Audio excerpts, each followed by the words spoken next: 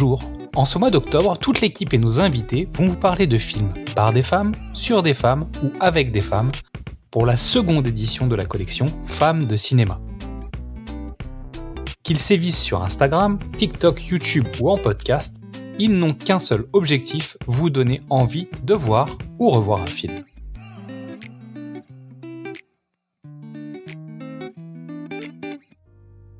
Miss au Ciné a répondu présente pour venir nous donner à nouveau son regard sur les femmes de cinéma. Elle va nous parler aujourd'hui du film La Tresse de Laetitia Colombani. Bonjour à tous et à toutes. Je suis ravie de vous retrouver pour cette nouvelle collection Femmes de cinéma proposée par le pitch presque parfait.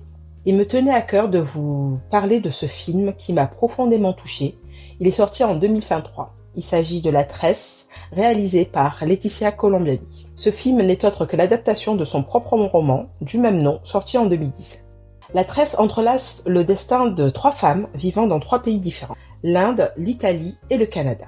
On y retrouve Smita, une intouchable qui rêve de voir sa fille échapper à sa condition misérable et rentrer à l'école. Julia, qui travaille à l'atelier de son père, ce dernier est victime d'un accident et elle découvre alors que l'entreprise familiale est au bord de la faillite. Et pour finir, Sarah, une avocate réputée, qui va être promue à la tête de son cabinet quand elle apprend qu'elle est atteinte d'une maladie. 3 femmes, 3 continents, 3 combats. 3 comme chaque mec qui confectionne une tresse. Leur destin se retrouve alors liés sans le savoir parce qu'elles ont de plus intime et de singulier. Cette œuvre nous montre comment chacune d'entre elles se soulève contre l'injustice et triomphe malgré l'adversité. Pourquoi j'ai choisi ce film en particulier ? Parce qu'il est la représentation de chaque femme à travers le monde. Au-delà du lien qui les lie, qui lie leur destin, il ressort un lien encore plus fort. La résilience de chacune d'entre elles, elles se battent pour obtenir le meilleur pour leurs proches et elles-mêmes, portées par l'amour qu'elles leur portent. Le film mêle à la fois le pathétique et l'épique, une sorte de fiction documentaire qui montre comment la domination subie par les femmes prend différents aspects selon les sociétés. Pour la petite histoire, Laetitia Colombani a puisé son inspiration via un reportage d'Envoyé spécial qui racontait la route du cheveu en Inde, et également par le parcours d'une de ses amies, à qui elle a d'ailleurs dédié ce film. Elle est aussi tombée malade et elle a demandé à la réalisatrice de l'accompagner pour aller choisir une perruque avant qu'elle rentre en chimiothérapie. J'ai lu le roman quelques semaines avant la sortie du film. À la lecture de celui-ci, je me suis demandé comment elle allait retransmettre ce bijou à l'écran. En effet, le livre est parfaitement construit et découpé, afin que chaque chapitre corresponde à une mèche, la mèche de cette fameuse tresse. On a l'impression qu'au fil des pages, de voir cette tresse se dessiner tout au long des chapitres qui défilent. J'étais donc curieuse de voir cela à l'écran. Pour ma part, l'adaptation cinéma est réussie. Chaque personnage correspond à l'image que je me suis faite à la lecture. D'ailleurs, je vous conseille de le voir en version originale. Les différentes cultures, les langages, les paysages offrent un voyage bouleversant et ça déborde d'humanité. Ce qui nous offre une expérience visuelle assez captivante, sans oublier la bande-son qui est juste magnifique. Un dernier mot pour finir, j'ai choisi ce film car il nous rappelle à toutes que quelles que soient nos conditions, chaque jour est un combat pour faire valoir nos droits. Le plus important pour chacune d'entre nous est d'avoir une reconnaissance et qu'on soit accepté en tant que femme, femme avec un grand F, avec nos valeurs et nos combats. Alors, quels que soient les tiens, enterre-toi des meilleures personnes et la meilleure communauté. Crée la sororité qui te permettra d'accomplir tes rêves et de faire face à chaque échec pour te soulever. Fais en sorte de devenir la femme que tu souhaites. Et comme le disait si bien Maya Angelou, essaye d'être un arc-en-ciel dans le nuage de quelqu'un. Sur ces belles paroles, je vous dis à très vite et je remercie encore une fois l'équipe du pitch presque parfait de cette invitation et de cette initiative.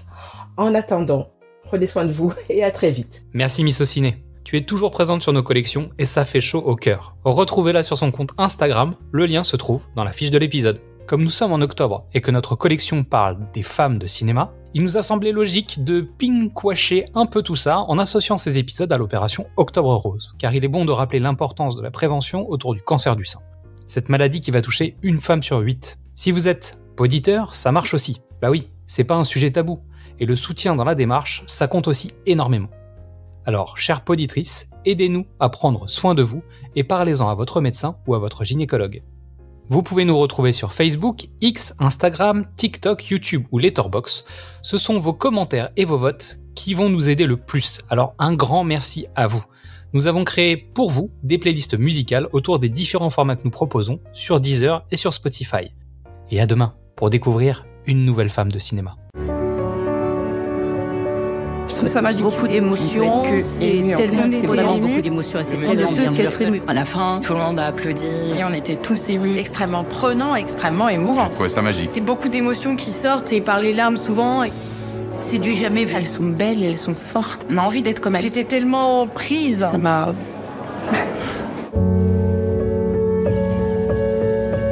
Toi aussi, tu vas apprendre à lire et à écrire, comme les brahmanes et les fermiers.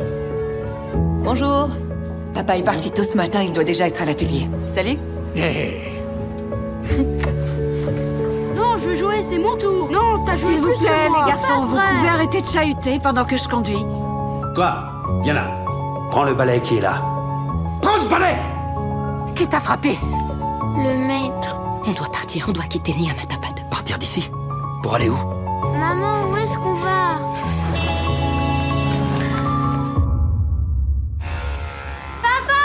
Ma fille! Maman, c'est papa. Smita! Attends, dépêche-toi.